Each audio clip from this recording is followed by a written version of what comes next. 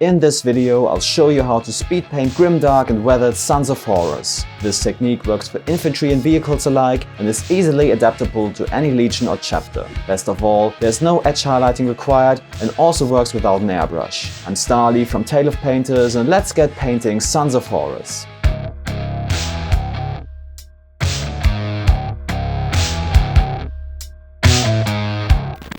The Horus Heresy is all about big armies of power armor and ceramide clashing in fraternal discord. For this reason, my Sons of Horus paint scheme is designed with speed painting in mind. This Space Marine Legionary took me about 45 minutes to paint, and with batch painting and some practice, you should be easily able to finish a tactical squad over a weekend. To achieve this, I made use of scale modeling techniques like zenithal highlights, enamel washes and dry pigments. Don't worry if you're new to any of these techniques. I'll explain everything along the way and provide you with suitable alternatives from the Citadel color range whenever possible. You can also find all paints and products in the video description for easy reference. But enough of the talking, let's get painting. After priming the model with black spray primer, we need to establish the main color of the armor. There are three ways to do this: with an airbrush, with spray paint or with dry brushing. Let's start with the airbrushing technique. Spray your Legionary with Warpaints Air Unforgiven Green from the Army Painter, taking care that you base coat every nook and cranny. Next, spray your model with Warpaints Air Ruinous Spell from above at a low angle for a zenithal highlight. The deep jade green will add a lot of richness to the armor. Finally, add another zenithal highlight with your airbrush, this time at a higher angle with Warpaints Air Exile Green. This color gives the model the characteristic pale sea foam green of the Sons of Horus. Don't have an airbrush? Don't worry, you can create zenithal highlights with spray paints as well. Start with a dark green spray, for example Caliban green or one of the alternatives shown here. Then spray the model at an angle with Richard Turquoise spray paint from TT Combat. Zenithal highlighting with spray paints takes a bit of practice, as you can't control the paints as precisely as with an airbrush, so practice with a few test models first. The third and final option for painting armor is to build up the Sons of Horus screen with dry brushing. For this, we want to use a brush with a soft round head like cheap makeup brushes or Artis Opus Series D. After an undercoat of black or dark green primer, start stippling and overbrushing the model with cover light green, leaving the recesses dark. Then repeat the process with Sons of Horus green, aiming the brush only downwards, focusing on the top areas that would catch the light to create a natural gradient. Regardless of which technique you chose, the next step is to protect the paint job from the solvent-based washes we're gonna use to shade the armor, to seal the model with a coat of gloss varnish. I used AK Interactive semi-gloss varnish spray, which is glossy but not overly so. If you want to use an airbrush, use polyurethane varnish, for example from Vallejo. Regular water-based acrylic varnish won't be resistant enough for solvent-based paints and thinners. Note, however, that polyurethane varnish can dissolve thin layers of paint, especially washes and contrast paints, and also damage decals. If in doubt, apply a coat of acrylic varnish first before you apply the polyurethane varnish.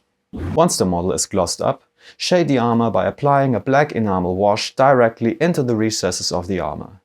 Because of the low surface tension and the smooth gloss coat, the enamel wash will run into the recesses almost by itself. My favorite enamel wash is Tamiya Panel Line Accent Color Black, but there are other brands like AK Interactive and MiG. As an alternative, you can also use black oil paint and thin it with white spirit or thinner to a wash-like consistency. You could even use naan oil, though it won't be as easy to remove as an enamel or oil wash later. If you're new to enamel and oil paints, I recommend checking out my beginner-friendly video here. It's a great technique for shading that saves a lot of time. Once the pin washing is complete, we want to clean up any messy areas. The best thing about enamel and oil washes is that you can remove them easily even after they've dried. Soak a modeling cotton swab with odorless thinner or white spirit and carefully remove any excess wash. The gloss coat will protect the paint job underneath. Once the model is clean, carefully dry brush the armor with the light green paint you used for the zenithal highlights, in this case Warpaints Air Exile Green, concentrating on the edges of the armor. As Warpaints Air come pre-thinned, I recommend leaving them on your palette for a moment until the paint has thickened a little. With the dry brushing complete, dab a little piece of blister sponge into the Exile Green, Remove the excess and press it on areas where natural wear and tear would occur, like the edges of the armor, to create random chips and scratches. Repeat the sponge weathering process with Vallejo model color black or Abaddon black from Games Workshop. Concentrate on the areas you hit with Exile green before, but be even more selective so some of the light green paint can still show through. Then, with the tip of a very small brush, pick out a few of the larger black chips with Vallejo model Air Steel or Citadel Stormhost Silver to represent deeper dents. And if you accidentally overdid it with the weathering or make any mistake later on, because of the gloss coat, you can easily remove any paint with a cotton swab and some thinner. Just don't drop too much on a single spot, or you might wear through the gloss varnish and damage the paintwork underneath. With the armor complete, before we start painting all the details, why don't you smash the like button, subscribe to my channel and hit the bell to support an upstarting content creator so I can make more videos like this. Thanks a lot, and now let's fill in all the details. Base coat the rubber undersuit with a few thin coats of Dawnstone.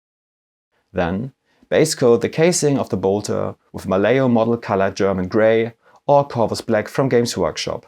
Proceed with painting all steel areas with Vallejo Mecha color Dark Steel or Citadel Lead Belcher, then thin Basilicanum Grey with Dispel Magic acrylic medium from Scale 75 or Lamian medium, about 2:1, and apply it all over the undersuit, bolter and steel areas. I've recorded this tutorial before the new Formula Nuln Oil was out, but the new Nuln Oil works even better than Basilicanum Grey and requires no additional thinning. Once the washed areas are dry, carefully dry brush the bolter casing with Mechanicus Standard Grey and pick out a few edges with quick chipped highlights. I know, I promised no edge highlights, but you really don't have to be very neat here as we're going for a used and beaten look, plus the dry brushing should have picked out most of the details for you. This is an optional step, but to add some more contrast to the bolter, apply a few small dots of grey sear to the sharpest corners and rivets. Next, for some weathering, bring out your piece of sponge, dip it into Vallejo model Air Steel or Stormhost Silver, and carefully add a few silver chips to the gun, metal and bolter casings. Let's work on the golden decorations next. Paint the studs with a few thin coats of Vallejo model color Old Gold. The closest Citadel color would be Skullcrusher Brass. Highlight the studs with Old Gold with a little bit of Vallejo model Air Steel or Stormhost Silver mixed in. Now onto the lenses. Carefully paint the eye sockets with Mephiston Red. Then use a thin brush and run Basilicanum Grey around the lenses to add some definition. If you apply too much, tidy up with Mephiston Red afterwards. Next, highlight the lower half of the lenses with Wild Rider Red. You can skip the next step if you prefer, but I wanted to spend some more effort on the lenses as the rest of the model is painted rather quick and dirty. Apply a very small highlight of Fire Dragon Bright to the front of the lenses only. Finally, add a small dot of Vallejo model color White or White Scar to the corners of each lens to add a reflection. As the head is one of the main focal points of a model, I neatened up the dry brushed highlights of the helmet with a quick edge highlight of Warpaints Air Exile Green. Again, you don't need to be overly neat here, as we want to go for an irregular, chipped look. For the iconography, seal the areas you want to add a decal to with gloss varnish, for example gloss varnish from the Army Painters Warpaint range or art code from Games Workshop. Let the decal soak in water until it comes off and put it into place. Once dry, apply multiple coats of Microsol until the decal is fully adhered to the surface and visible edges have disappeared. If you like, you can also add some weathering. You could carefully add some scratches and dents with the tip of your hobby knife once the decal is fully adhered, or add some sponge weathering with the armor's main color. With the decals in place, all that's left now is the base. I went for an urban rubble theme, so base coat the texture with Warpaints Ash Grey, which is the same color as Dungeon Highlight from the Army Painters Game Master range, or use grey sear, and then pick out the rocks with Corax White.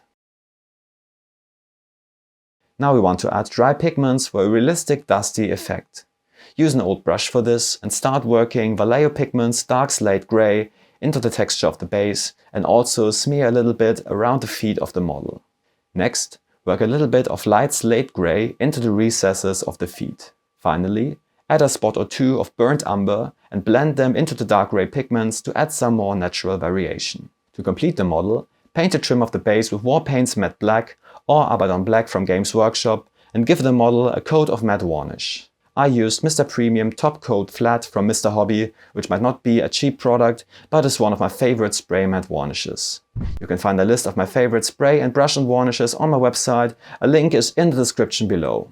And here's the finished grimdark Sons of Horus Mark VI Legionary in all its Gene Father defying glory. The best thing is that this technique works for any Legion or chapter. All you have to do is choose a suitable dark, medium and light color for the armor and a matching enamel wash or oil paint for shading. For painting this Imperial Fist, I replaced the greens with Husk Brown, Demonic Yellow and Imp Yellow from the Army Painters Warpaints Air range and used Abteilung 502 Dark Rust oil paint for the shading, which I thinned with odorless thinner to a wash-like consistency. Despite the yellow armor, I was able to finish the model as quickly as the Son of Horus, and I'm really fond of the faded yellow hue of his warplate. You can find a complete step-by-step PDF painting guide for this model on my Patreon, as well as other exclusive tutorials and resources. And in the meantime, if you want to know more about enamel and oil washes, check out my video here on the right. Thanks a lot and happy hobbying!